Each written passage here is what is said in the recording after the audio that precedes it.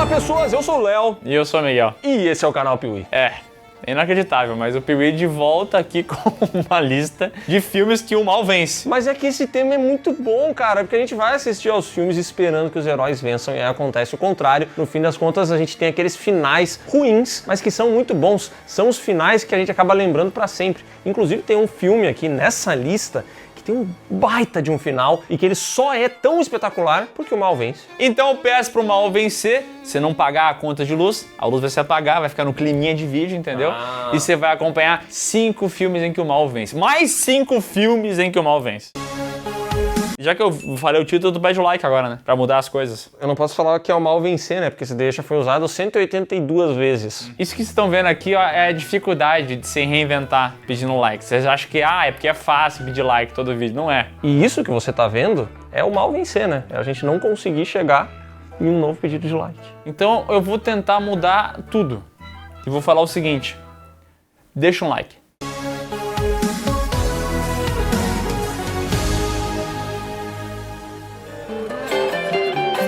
Quando um diretor inventa de colocar um monte de gêneros diferentes num filme, tipo música, terror, crítica social, você começa a ver essa receita de bolo e fala, vai desandar. Mas quando o cara é tipo o Ryan Coogler, que já nos entregou filmes como Fruitvale Station, Pantera Negra, Creed, aí você pode botar um pouco mais de fé, né? Aí sim, cara. E quem botou fé em pecadores foi recompensado. Nesse filme a gente tem mais uma vez a dupla Ryan Coogler e Michael B. Jordan se unindo, dessa vez para contar uma história de vampiro com muita música, com terror, mas também com muito humor. Nesse filme que se passa lá nos anos 30, a gente conhece o Sammy, um músico muito talentoso que vive um dilema. Ele não sabe se ele deve seguir o caminho da igreja, o caminho da família dele, ser um músico desses de igreja, entendeu? Ou se ele deve fazer o que o coração dele manda, que é seguir o blues, que nessa época tinha toda uma representatividade ali da luta dos negros e que fazia o coração dele verdadeiramente pulsar.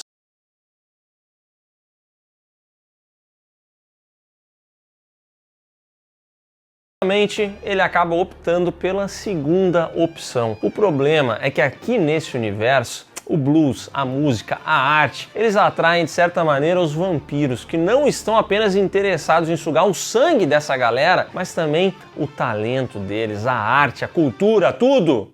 Só bebo sangue, que menstruação. Porque, de uma maneira bem criativa, isso conecta o vampiro ao seu antepassado, entendeu? Quando ele também estava lá fazendo suas músicas, tudo se conecta numa cena inventiva aqui, que tá rolando um show, uma espécie de bar, e a gente começa a ver várias versões de músicas de épocas diferentes acontecendo. Uma cena fodida, muito doida, que na mão de qualquer pessoa que não fosse competente ia ficar um lixo, mas que aqui funciona muito bem.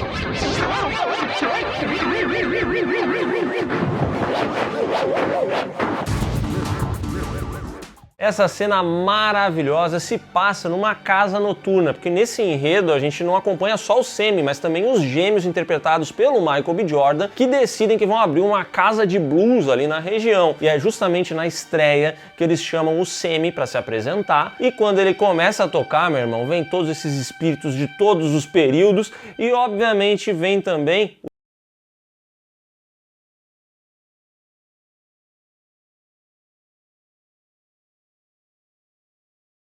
Os vampiros querem sugar o talento de Sammy.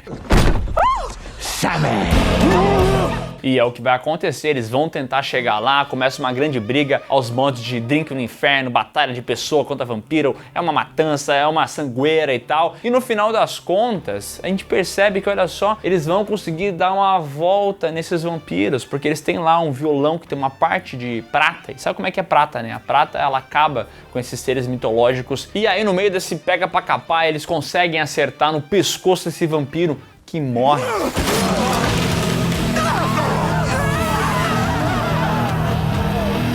E o sol estava raiando, e nesse momento o sol também ilumina vários outros vampiros que morrem carbonizados. E você se pergunta, tá, mas peraí, então eles derrotaram os vampiros, né? Então por que esse filme tá na lista? Eu não entendi. Bom, o Sammy sobreviveu a esse grande ataque. Todo mundo morreu, mas ele saiu de lá vivo e mais do que isso, ele virou uma lenda da música. Esse cara foi passando as décadas, fez sucesso, se transformou em um músico muito conhecido e aí, como o Miguel falou, esse seria um final feliz. Só que Pecadores tem uma cena pós-crédito. E nessa cena pós-crédito a gente percebe que não. Porque já na década de 90 o Sammy tá num bar, já bem velhinho, final de vida, quando de repente duas figuras adentram pela porta. São eles dois vampiros que estiveram naquela noite, que participaram de tudo aquilo e que não só sobreviveram, mas passaram todas essas décadas se alimentando, aumentando a sua horda e se adaptando aos novos tempos.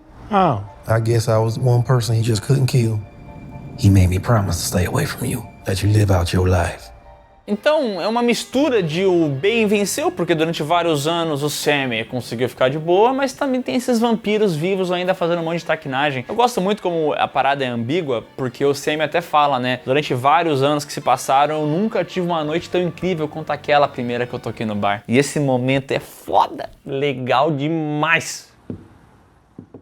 But before the sun went down, I think that was the best day of my life. Quando a expectativa de um filme é trabalhada, é normal que a gente fique louco pra assisti-lo. A gente até comenta com as pessoas, será que isso aqui vai ser bom, será que não vai ser? Mas, caraca, todo mundo tá falando sobre isso, eu preciso ver esse filme. E é o que aconteceu com Longlegs, que começaram a falar que o Nicolas Cage fazia o vilão numa das interpretações mais assustadoras da história.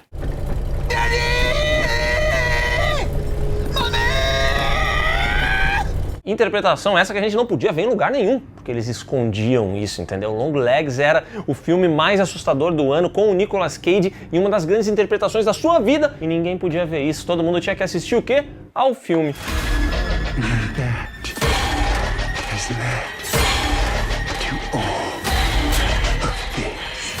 E no enredo a gente acompanha a agente Lee do FBI, que está investigando uma série de casos de famílias que simplesmente começam a tirar a própria vida do nada, sem nenhuma motivação muito clara. Ela começa a pegar detalhes dessas mortes e ela nota que em todos os casos havia algo incomum na cena do crime, que era uma boneca de porcelana com uma bolinha dentro. Bolinha essa que servia como um receptáculo de uma entidade demoníaca. What about the ball there? It was inside the head, so I've been calling it the brain. Por trás disso tudo tem o tal Longlegs, uma espécie de serial killer, né? Ele não precisa efetivamente botar a mão na massa, mas ele serve como esse link entre o capeta, as bonecas e as pessoas que vão receber isso aí. Ele nada mais é do que um entregador dos correios do diabo. Prove logo que tu és o filho do capeta. Quer que eu te provo? Eu sou filho do capeta aí. Durante essa investigação, a Lee vai percebendo que existem conexões entre Longlegs e o seu passado. E não só Longlegs e o passado dela, mas também o passado de sua mãe, que já fazia parte desse culto e que estaria envolvida, estaria ajudando Longlegs a disseminar o mal. Ele é assistente do carteiro. O Longlegs é o cara que dirige a van dos Correios. Só que daí é muito ruim dele ficar parando, então eles vão em dois. Tem o cara que dirige e a pessoa que entrega. O Longlegs dirige, a mãe dela era a que levava a bonequinha. All her mother had to do was watch. Depois de muita merda, a mãe dela acaba ficando possuída, o chefe da polícia também fica ali, o chefe dela, e ela é obrigada a tirar a vida dos dois. Só que ela consegue salvar a vida de Ruby, que era a filha de seu chefe. Então, aparentemente, mesmo que tenha acontecido várias tragédias, ela conseguiu escapar disso aí tudo, né? Só que não, porque quando vai destruir a última boneca de porcelana, a arma dali, ela falha.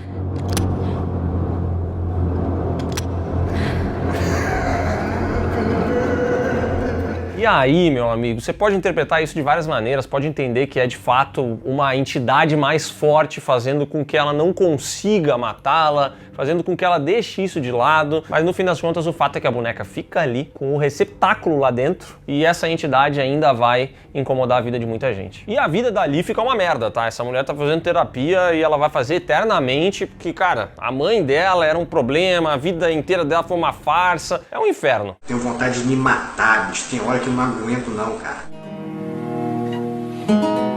Quanto você consegue aguentar um hóspede chato na sua casa? O Miguel consegue bastante, tá? Porque cada vez que tem gravação de PewCast, chega uma galera aqui. É, sempre no meu rabo, vem uma turma que vai dormir aqui, tomar café da manhã. Ai, que saudade. É, isso aconteceu recentemente, eu aguentei bastante. E Speak No Evil é um filme que fala muito sobre essas situações, entendeu? Quanto você aguenta outro cidadão extremamente insuportável do seu lado. Esse é um filme dinamarquês de 2022 que é muito bom, que chamou muita atenção e por conta disso ele recebeu um remake americano 2 anos depois do lançamento. Então tem o filme original, de 22, e o filme de 24, mas nós vamos nos referir aqui ao dinamarquês, porque o final dos dois filmes é diferente. Dá até um arrepio, cê é louco. No enredo, um casal dinamarquês conhece um casal holandês, eles fazem uma amizade legal e em determinado momento os holandeses falam assim, por que vocês não vão visitar a gente? Bora lá, aqui é Europa, não é Brasil, é tudo perto, a gente chega muito rápido nos lugares.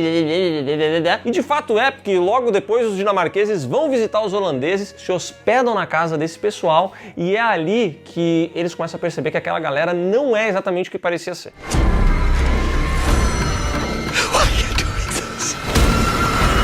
No meu caso, os hóspedes que causaram problema, mas na história do filme, são os donos da casa. Porque eles começam a fazer umas coisas meio estranhas, tipo, tem criança, tem um filho desse casal dinamarquês que tá lá no casal holandês, é uma criança jovem, e daqui a pouco o cara passa pelado na frente de todo mundo, e pô, que situação de merda. Daqui a pouco esse cara começa a dar em cima da esposa do outro. Então é só situação bizarra, e o grande lance é quanto tempo esse arrombado desse dinamarquês vai aguentar isso. Eu não suporto mais o que estão fazendo comigo. Porque quando começa a ficar estranho, você que tá assistindo ao filme, você já pensa assim, cara, vai embora, velho. Sai daí! Vai embora, cara, onde é que tu se enfiou? Eu não aguentaria a situação. E isso é muito legal no filme, porque ele vai testando os seus limites, entendeu?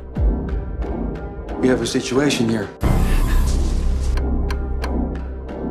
Someone left without saying goodbye. E todos os limites desse dinamarquês são testados e ele continua, até que não dá mais.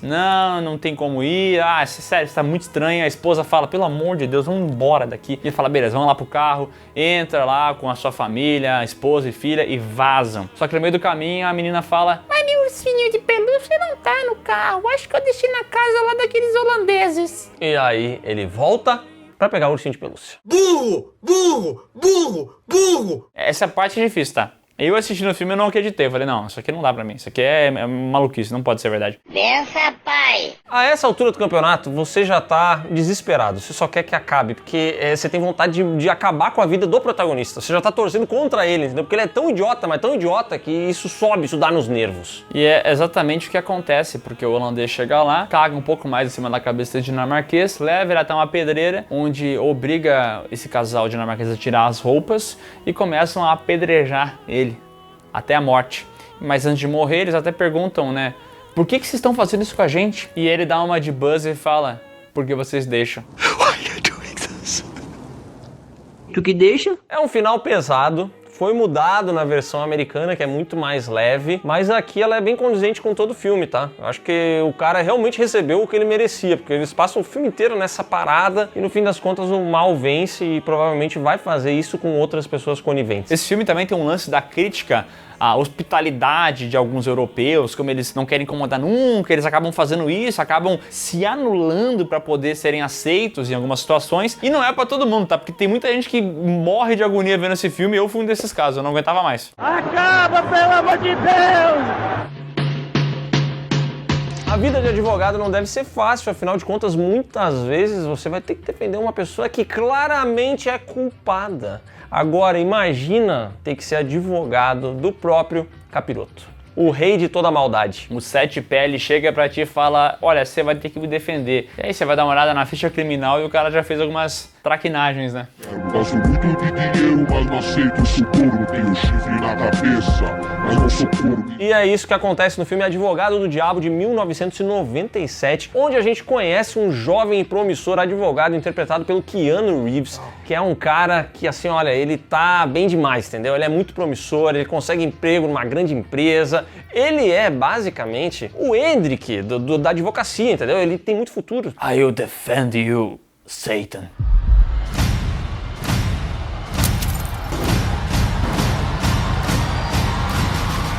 Mas afinal, o que diabos o diabo tá querendo? Isso porque na história o diabo é interpretado pelo Al Pacino, que é um advogado experiente, o tal do John Milton. E o objetivo dele é o seguinte: fazer com que a prole, o anticristo, surja na Terra. Isso porque o filho do diabo é o Kevin. E aí o plano do diabo é que o Kevin faça um bem bom, nesse caso não tão bom assim, com a irmã dele, que também é filha do John Milton, e os dois vão gerar o anticristo. É diferente de como você está acostumado com essa história de anticristo, que é o diabo diretamente fazendo um filho.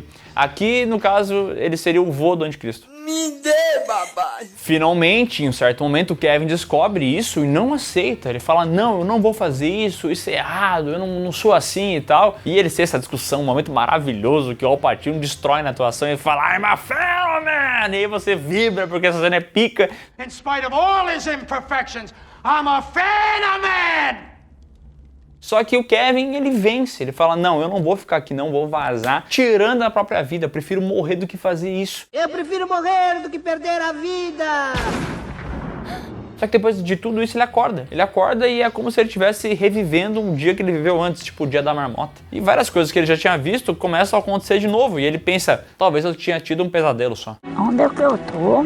E aí ele continua vivendo a sua vida, acaba caindo na dele um cliente que é claramente culpado. Ele podia simplesmente ter dito assim: não vou me enfiar nessa daqui. Mas ele percebe que tá atraindo muito a mídia, entendeu? Ele quer esses holofotes, ele quer, a vaidade dele pede isso, e ele acaba aceitando o caso. Um repórter chega e pergunta por que ele fez isso e tal. Ele começa a comentar sobre o trabalho dele, ele é assim, ele tem que fazer algumas coisas, ele é um bom advogado. E aí o repórter se revela como John Milton, o Satanás, o diabo, o cramunhão, o 7PL. E ele fala: vaidade, definitivamente é um dos meus pecados favoritos. Vanity. Definitely my favorite sin. Isso porque fica claro que o Kevin, ele, por mais que tenha dito que era uma boa pessoa, que jamais faria o que o diabo quer, ele não é boa pessoa não, ele é vaidoso, ele é ruim, no fundo ele é ruim. Fica claro que às vezes o diabo não precisa nem agir, porque a própria humanidade faz com que o mal vença, faz com que o mal aconteça. Eu sou capeta, sou demônio, sou Lúcifer. Se alguém te falar que vão fazer um filme do macaco que bate prato ou do macaco que bate tambor, você vai olhar pra ela e falar: sério? Eu entendo que já tenham feito um filme tipo Annabelle, que era de uma boneca, mas do macaco que bate tambor? It's basically the devil. Everybody dies. Mas o macaco conseguiu despertar a atenção de muita gente. Isso porque, além de ser dirigido pelo Osgood Perkins, que havia feito, veja só, Longlegs, um filme que foi muito bem recebido, ele ainda é baseado num conto de Stephen King. Então ele reunia aí alguns aspectos interessantes, chamou a atenção, e o enredo do filme é relativamente simples. A gente conhece os irmãos Bill e Hall, dois gêmeos que desde a infância acreditam que um macaco de brinquedo que eles têm ali, que a família tem, é amaldiçoado. Isso porque todas as vezes que esse macaco bate prato, alguém morre perto de uma maneira meio bizarra. Aí bate tambor.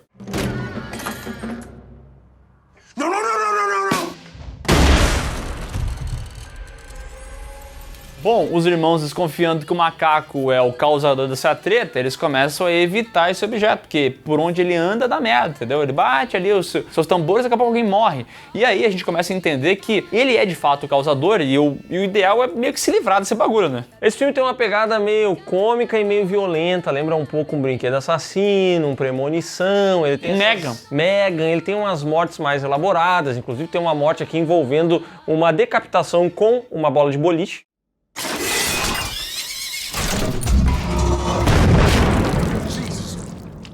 Inclusive a gente jogou boliche, era pra tu ter ganhado, mas alguém te sabotou. Sim, eu ia ter ganhado a partida, mas a senhora com muita folga, se o Miguel não tivesse baixado duas vezes a cortina... Foi o Sescom, filho da puta! Para os pinos ficarem escondidos. Foi o Sescom! Essa partida eu ganhei, com folga, tá? Vamos fazer o... Mas não fui, sabe que não fui eu, né? Não, eu nunca mais jogo boliche com vocês. Nunca mais na minha vida. Eu morro, mas eu não jogo boliche. Caracas. Depois de um montaréu de merda, o Hal, lá no final do filme, ele percebe um cavaleiro pálido e é associado aos cavaleiros do apocalipse, da morte e tudo mais. Deixa claro, ou nem tanto, mas pelo menos joga essa parada de que talvez o macaco seja um objeto, a personificação, alguma coisa relacionada a esse cavaleiro. E aí o que eles fazem? Destroem o macaco? Acabam com esse mal? Não, o Hal decide que vai guardar esse mal, vai abrigar ele, né? Como a gente vê muito em filmes de terror, tem uma coisa muito malvada, o que nós vamos fazer? Vamos queimar? Mas queimar talvez não funcione e tal, então vamos pegar e guardar. E é isso que o Hal faz, ele guarda o macaquinho ali, o que significa que ele tá deixando o mal vivo e pronto pra em algum momento se soltar e matar mais gente e transformar isso aqui numa franquia com continuações, tá? Aliás, eu diria que é curioso isso, porque eles poderiam ter pego esse macaco e ter colocado lá no quarto dos Warrens, né? Ah, podia. Tinha lugar pro macaco lá naquele... É que lá tem um macaco que bate prato já. Aí se você botar um macaco que bate tambor... Eles vão virar uma banda de macaco, né? Os macacos vão começar a fazer um som. Tem que ter um macaco vocalista e um macaco guitarrista depois. Pô, e aí eles podem fazer depois um grande crossover desses macacos. E aí eles podem fazer uma banda chamada Arctic Monkeys. Que ideia foda.